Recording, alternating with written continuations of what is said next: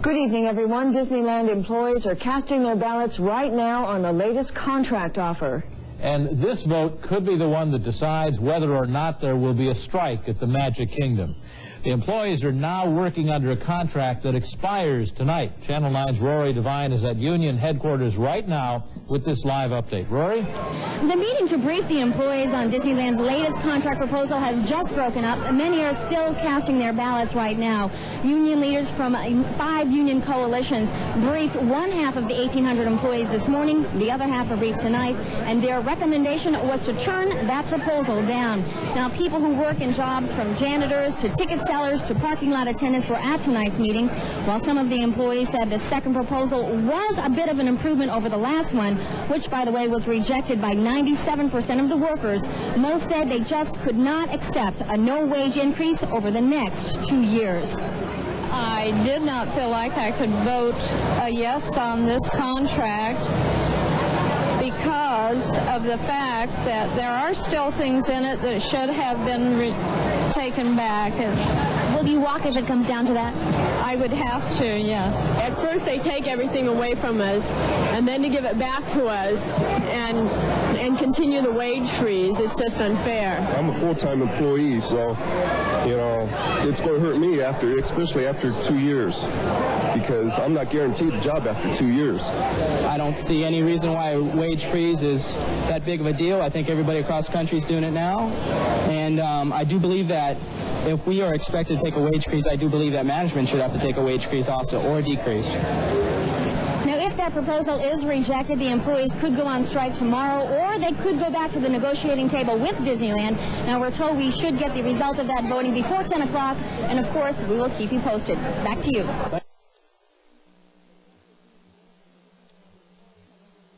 We've just received word that the Disneyland employees have overwhelmingly rejected the latest contract offer tonight. Channel 9's Rory Devine has a live update for us from Union headquarters. Rory.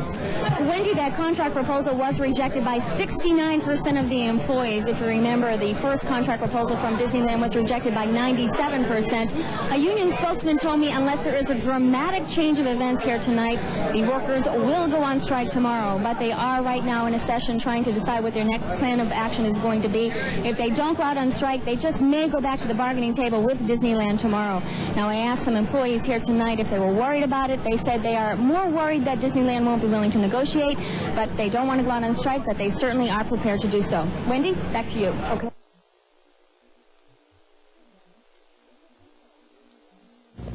Good morning. It's official. Disneyland union workers are on strike. 1,400 employees at the Magic Kingdom rejected what management says is its latest and last offer. Disney employees walked off the job at 6 this morning. Negotiations failed to produce an agreement between management and 5 of the park's 26 unions. A union spokesman says the purpose of the strike is not to strike, but to get back to negotiations.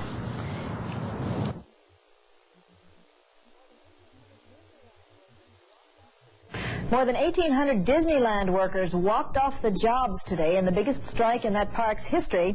The park, though, is still open. Orange County Bureau Chief Bob Navarro reports that the main issue is money, with management demanding a pay freeze. So now they're offering us nothing, taking away our benefits. So just trying to cut back the union, I guess, eventually. There are two main views among those walking the picket line. That was one. The other is one of deep disappointment.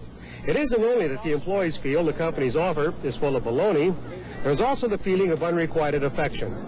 Vern Hoyland has worked at Disneyland for 15 years as a custodian. I can remember many years ago, our employees all got together when there was a special entertainment tax that was supposed to be put against the company from the city of Anaheim. And all of our employees got together in carloads and busloads, and we all went down to City Hall, and we protested that. And we beat City Hall. We saved Disney millions. Now, they seem to forget. The company's offer calls for a 2-year wage freeze and a cutback in benefits. Although park attendance has slipped in the last 3 years, company officials say the reason for the austere offer is because surveys indicate Disneyland employees are the highest paid of any amusement park workers. They gave some of their board of directors huge raises, and now they're trying to freeze us. I don't think there's any reason for that. Those visiting the park today said the strike was not a factor one way or the other. The union has raised the question of safety, implying that those operating the rides are not properly trained, a charge company officials deny. Key positions, the most important positions in terms of efficiency, safety, are being handled by people who are supervisors and managers from those areas, from those attractions. Officials say the company's made its last offer. So, how long will the strike last? Anyone trying to answer that would only be guessing. Bob Navarro, News 4, Orange County.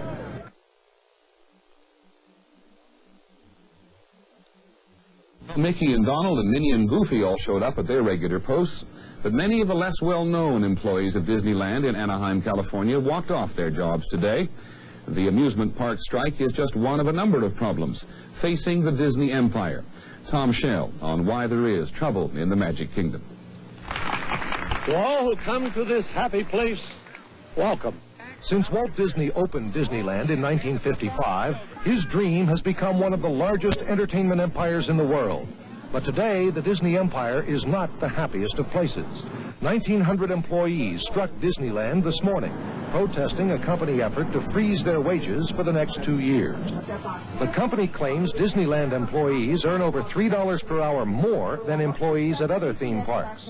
The unions, representing 1/3 of the park's service and maintenance employees, want at least a cost of living increase. Attendance at Disneyland is down 14% since 1980, but that is only part of the corporation's problem. The Disney empire includes the classic family movies, the new Disney Channel for cable TV, valuable undeveloped real estate, and theme parks in Tokyo and Florida. All of this put millions into the Disney treasury and made the company an attractive takeover target for corporate raiders. This caused disputes among the Disney heirs over just how the company should be run. The end of all of this was they were having some mistakes, they were looking for a scapegoat, and the president, Ron Miller, resigned. Ron Miller, Walt's son-in-law, was forced to resign as president earlier this month. The new management at Disney is now in the hands of Michael Eisner, former president of Paramount Pictures, and Frank Wells from Warner Brothers. Regardless of the strike, analysts believe Disney is now ready to resume its growth and will become a major factor in the motion picture business. Tom Schell, ABC News, Hollywood.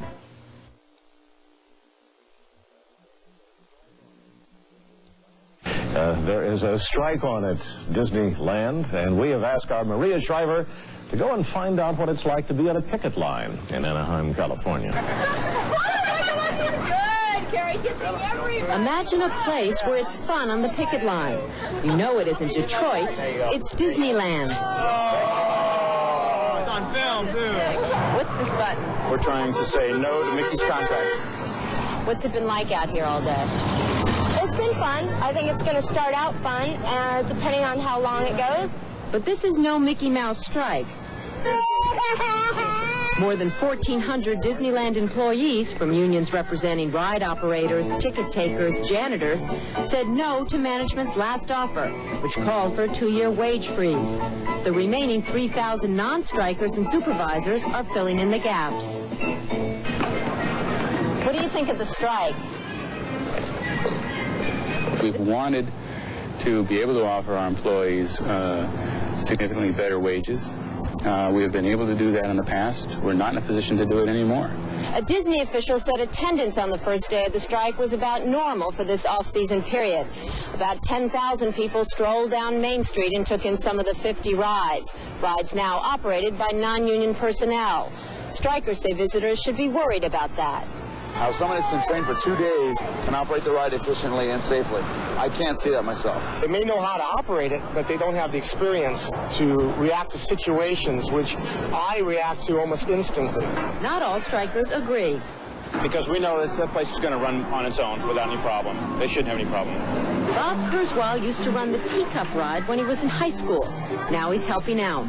It's not a difficult ride to operate, but you have to pay attention. And if you do, and just notice what's happening and make sure that all the things happen in the right order, then I think it's fine. Disneyland management on the phone told us that we would never be aware of any change, and we have not been aware of any change. With no new negotiations scheduled, there's no happy ending in sight for what one picketer called the friendliest strike in the world. Maria Shriver, CBS News, Anaheim, California.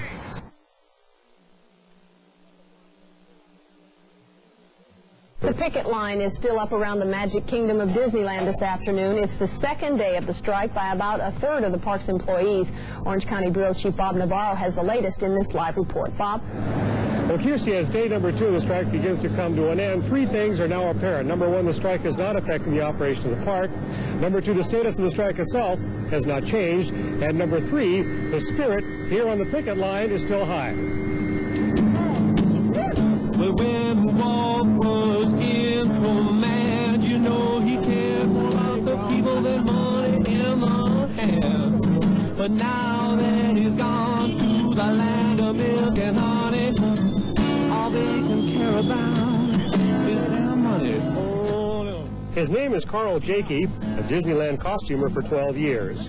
And while he gently pulls at Mickey's tail, he and his co-workers understand that there may be very little to sing about in the days ahead, because all sides agree the strike may last a while. I'm prepared, just as everyone else is, to stay as long as necessary, because, you know, their first offer, they wanted to take away this much, you know, and now they're saying, well, we'll just take away this much, you know, and we just can't handle that. We need a cost of living raise, that's all we're asking for, and they certainly can afford it. We're not asking for too much. The strike includes ride operators, retail clerks, and custodians. Their salary scale is $9.70 an hour tops. The union wants a 4 to 8% salary increase. The company is offering a wage freeze and not much else. And company officials add the strike is not hurting business.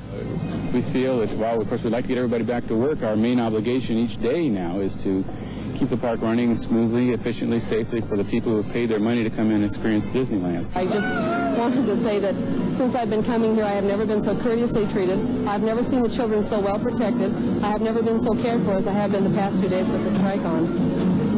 And if he gets his way this time, baby, better hang up your Mickey Mouse ears. Well, I guess fun is where you find it. Earlier there were reports that both sides were meeting independently with a federal mediator. Those reports have proven to be false. As of this time, no talks were scheduled for the rest of the week.